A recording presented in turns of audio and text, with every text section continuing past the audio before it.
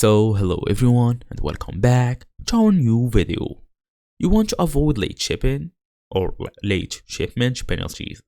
You should check your ship by date. So on Etsy, the ship by date is automatically calculated based on your processing time. You can access all of these informations through the shop manager, whether you are using the app, whether you are using the website, it's the same steps. Just make sure if you are using an app, you are running the latest version, you don't have any cache problems, anything, you are fully connected to the internet, then let's get started. For me, I'm just gonna go through the official website, it's etsy.com as you see here. I just look for Etsy on the search bar, then tap on etsy.com, and open this new page or this new tab.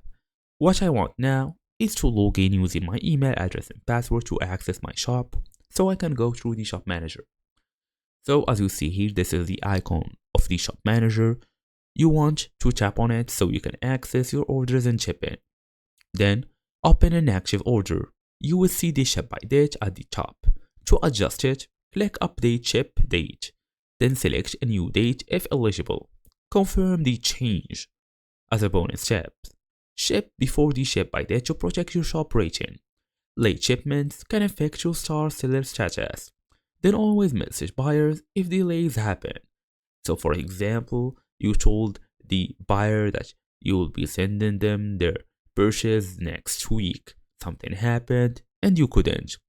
You should send them a message telling them what's happened, what's going on. If there is any major problem, just send them the full details. So the buyer will basically feel kinda protected if they knew what's happening or what's going on. So thank you all for watching and I'll see you all in the next video.